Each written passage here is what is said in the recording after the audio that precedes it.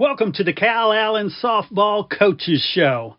I'm your host, Chris Daly, and each week I will be talking with head coach Teresa Lentz from the Calallen Wildcats softball team. We will jump in right after these messages. Coaches, boosters, parents, every sport deserves a spotlight.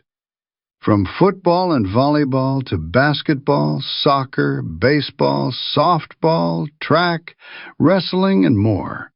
Give your athletes a weekly coaches show that builds pride and raises funds. Lone Star Podcast Network makes it turnkey. You talk for a few minutes. We handle production and distribution. Sponsors love it. Families share it. And your program benefits. Get the free information kit at LoneStarPodcast.com/coaches. That's LoneStarPodcast.com/coaches. Your team, your sport, your show.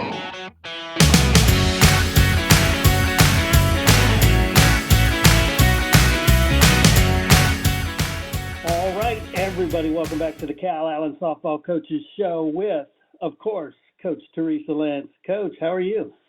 I'm doing good. How are you, Chris? I'm doing wonderful. I'm doing amazing and almost as good as the Calallen softball team is doing. Mm-hmm. Wow, y'all are just tearing it up. Yeah, I know we've had a good couple games since we last talked, so it's been exciting. Yeah, 34-1 the score since we last spoke. Talk about Zapata and then Robstown a little bit. Zapata was a long road trip to get over there, but once we got over there, I mean, the girls, I mean, they're pretty locked in from the beginning, and Jordan pitched amazing. She had 9 strikeouts, and she looked, as good as she's ever looked, and we were happy to see her stuff working, her changeup and all that other stuff that she throws. I don't want to say too much, but she's Right. She's mixing it up in there, and on top of that, she also hit very well. She hit a bomb, and I think Adrina hit 2 bombs, and BB hit 2 bombs, and it was the girls were just locked in offensively, which is fun, makes everything fun for us, and so we got over there, and they're a good team. Zapata's not a bad team, but I think there at the end we just were making the adjustments, and we're able to see a little bit better what she was pitching and what she was coming with, and then that's pretty much it. I mean, we went 5 innings, but and that last inning, in the 5th inning, we scored 8 runs. So the girls, I'm glad they were adjusting if they possibly weren't hitting her the way they wanted to at the beginning. And then on top of that, defensively, our girls were doing everything they needed to do. And again, like I said, Jordan had 9 strikeouts. She had 2 hits. So, no walks or anything like that. So she's giving us everything she needs to do. So we love it. Yeah, and 22 runs. That ties the record that was just a couple days before that. I honestly didn't even know, but yes, it was good. It was good. Insane. So then let's talk about Robstown, and it's almost like a letdown. But any other team in the world would love a 12-1 win, but it looks like a big drop off. Yeah, no. Sometimes the girls get a little anxious and whatnot, and the pitcher kind of was just getting the girls right where she needed to, and then some of them were hitting them hard and was just hitting right to them, and they have a big field, so they play back, and that kind of works in their favor. So it's a big field. If the wind was blowing in, there was like a cold front, so I mean, if it got caught in the wind a couple times, and so we have to adjust to that. You have to play to the elements, and hit a little more on the ground and line drives, and not get too happy and trying to hit everything out. So I think it was a little bit of that, and Addie pitched, which was awesome. She did great. She she was mixing it up and throwing really hard. In fact, we heard the other team kind of say, "Man, we've never." I mean, we all know each other, we've seen each other, but they're like, she's throwing harder than she's ever thrown, and then you can hear that the other girls were saying that from the other dugout. I don't know if she knows that, but that's what they were saying. And but this it was good. It was good to see her come out and pitch, and it's been a while because we're only getting 1-2 games a week right now, and that's not it's not always fun for us as a pitching staff and as a team. But she had 6 strikeouts and no hits, and she struggled a little bit finding the strike zone at the beginning, but it's all good. She held them and got out of the jam, and so it was good. I was proud of her, and she looks good. And then Hannah came in as well, had 2 strikeouts in her 2 innings, and when her stuff is moving, oh, it's beautiful. And I just love the both of them, and the fact that they're both freshmen and they have to interchange a shortstop. That's not easy to do. So just very proud of them and how hard they're working to give us what we need. Right. I love that. And gosh, it seems like the team is peaking at a perfect time. Does it look like that to you? I don't know if it's peaking. I just hope that we continue to get better. I mean, it's a never. We definitely don't want to peak. We want to peak on the last day. So just kind of have the mindset of getting a little bit better. And I'm glad Robstown had a little success on us because we had to adjust, and that's what the game is about. It's about adjusting, especially at the plate, and the girls were able to do that and kind of stay composed, and that's the other part of it, kind of staying composed and staying together, not getting too high or too low with your emotions, and kind of just staying in it, and they did that, and it showed, because it wasn't the first inning, we didn't come out and score like we usually do. So, but they didn't allow that to get the best of them. And the rest of the lineup just kind of got in there and got comfortable. And like I said, we were just hitting hard right at people, and that happens. And hitting is kind of one of those roller coaster games. And so the girls did good. Cody Forbes, she had, I think she was 2 for 4, and Chris was 2 for 3. The Jordan was 2 for 2 with 2 runs. So, and Kiana had a great game, and she was 2 for 2, and 2 runs as well. And Addie was 2 for 2 with 2 runs and 3 RBIs. So, and 1 walk. She had an amazing game. So no better person to have than Addie with us this morning. I love that. And yeah, let's go ahead and talk about Addie, and then we'll talk about the upcoming games. But if you could give us your take on Addie, what we should know about her. Oh, well, Addie, she's she's kind of one of those program kids that we've had at camps, and we've had her in the stands, and we know she's a great softball player, and she's always around because she's here, and we just kind of couldn't wait for her to come and get to high school. And I know she couldn't either. We go to state, she's there every year, everywhere, almost all our home games that she could possibly come to, she was there. And so to finally have a young lady like her with her commitment and her work ethic and discipline, it's just a cherry on top with all the other great freshmen that we got this year. So, like I said, Addie's, she's coming from good stock. Her brother played baseball at St. Mary's, played here, and just interesting. We're just him and I, we've always just have a good relationship and talking about softball and baseball and the game and stuff. Just a great family, great addition to the freshman class. So it's been nice to have Addie with us this year, and I'm not surprised on how amazing she's doing. I love it. Well, let's go ahead and bring in Addison Juarez, our Downtime Services Player Spotlight this week. Addison, how are you doing? I'm doing good. How are you? I'm doing wonderful.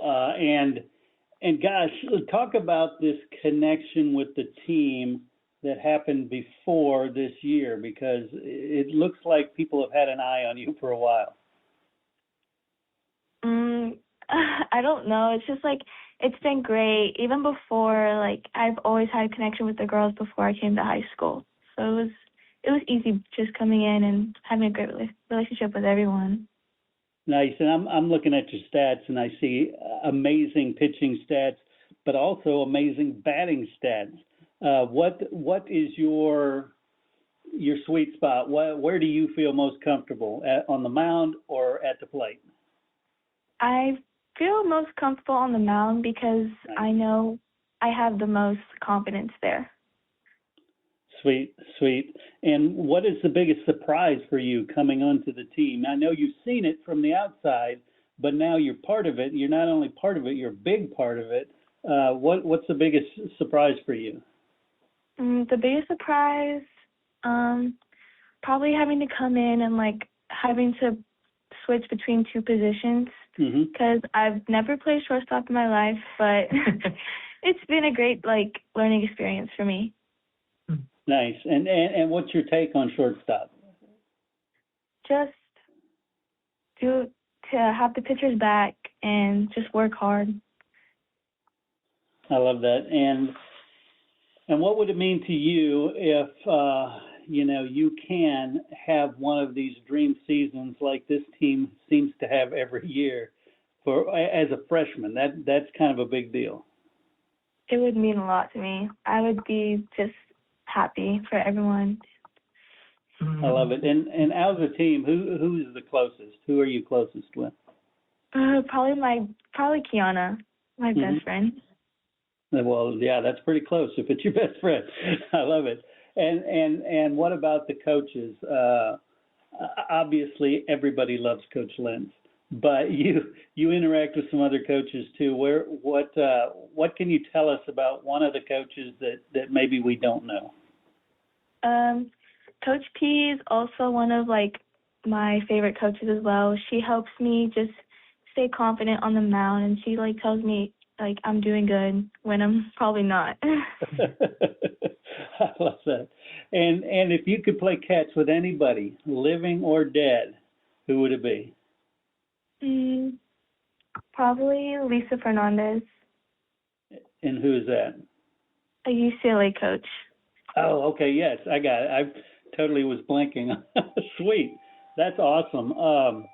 Well, Addie Juarez, gosh, I want to thank you so much for being our Downtime Services Player Spotlight and wish you best of luck this season. We're definitely going to be watching you not only this year, but in future seasons. Yes, thank you for having me. You bet. Thank you. Nice. Thanks, Coach. Yeah, you've got a good one there for sure. Oh, yeah. Let's shift gears and let's talk about upcoming games. You've got the first of two against Ganado 2A Division I state champions. So it's not like a cakewalk, right? No. Ganado, I haven't had a chance to really take a look at them, but I know, they have some good pitching. They have some great kids, some kids that are committed some big places. So, we're excited to mix things up and kind of face somebody we haven't faced, and good quality team. And we know they're coached well, and kind of getting out of our comfort zone and heading to somebody else's house and seeing how we handle that pressure. So it'll be a good challenge for us. We're excited. And I'm excited to see how we'll respond. Yeah, me too. In fact, I'm actually going to be at that game because it is literally right down the road from my house. So I'm going to come there, hopefully hang out with y'all a little bit earlier and watch that game. It's going to be a fun one. Awesome. Thank you so much, Chris. Yeah, we're excited too. Yeah, definitely. And then we have to talk about your next game that we'll play, I guess, Tuesday before we talk. PM. It doesn't get any bigger than PM, right? Yes, no, that's right around the corner, and that'll be our senior game and our alumni game, and so we're excited to celebrate our seniors and everything that they are bringing and have brought, have done, and created this this amazing standard of softball at Calallen, and so it's it's pretty remarkable what they've accomplished so far, and I know they're not done, and I know they've worked really hard this season. So we want to celebrate them with their last district home game, and hopefully it's for the district title. We will be for the district title. TM has one loss. We have none, so we take care of business. We're outright district champs. So it's a big deal. We're excited. Should be a big game, and hopefully everybody comes out to support. I love it. Well, I was going to ask you if you had any parting thoughts, but the parting thought was right there. Come out and support the girls, on the road to Ganado, and then also against TM, because, we need it, right? Yes, we need it. We definitely need it. Cool. Well, thanks a lot, Coach. Once again, like I said, I'm looking forward to seeing you Friday evening, and then we'll be talking next Wednesday. Thank you so much, Chris. Have a great day. Take care. Bye.